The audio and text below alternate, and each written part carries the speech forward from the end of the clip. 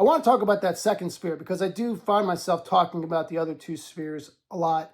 And the third one is the city. It's a heavenly city. It's a heavenly city, but it comes down to earth, right?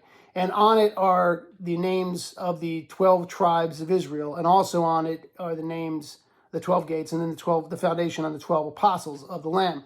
Well, we know the 12 apostles of the Lamb are the apostles to the circumcision. That's what the book of Galatians, if you want to find a New Testament reference over to the Apostle Paul, he says that they are the apostles to the circumcision, because Israel was still very much in play in the book of Acts as they were looking for that kingdom on earth. Talked all about that all the time.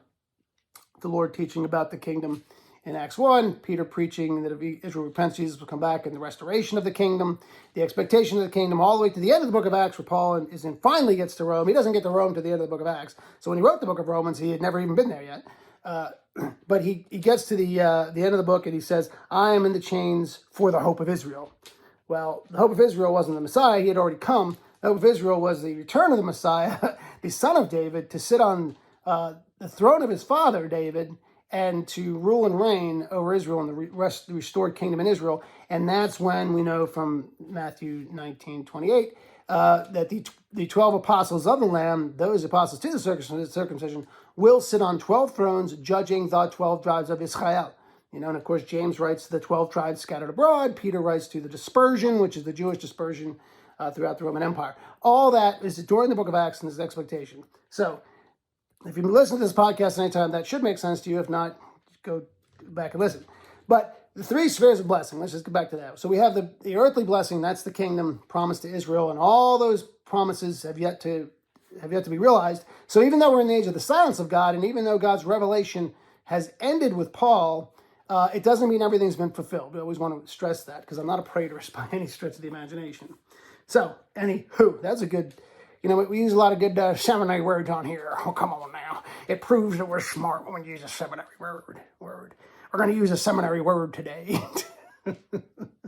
But anyway, before I get to that, because I want to do a little more thorough, again, these are conversational, but still I want to do a little more thorough groundwork on laying out that second blessing and the expectation. We know the book of Hebrews, Abraham didn't have a permanent dwelling.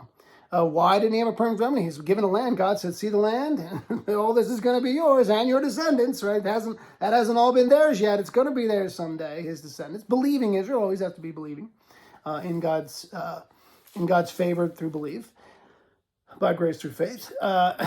But he never had a permanent structure. Why? Because we're told in Hebrews, and this is somewhat of a secret too in Scripture, that God also revealed to him that there was a city whose builder and maker is God. It's the New Jerusalem in the heavens, and it comes down to earth. And we know others too were looking for this blessing, and it's a special blessing. And we know that the Lord speaks about this. There are those who, you have the kingdom, you have the New Jerusalem, you have the temple in Jerusalem, you have the blessings in the land. So you have the New Jerusalem and the temple in the land of blessing.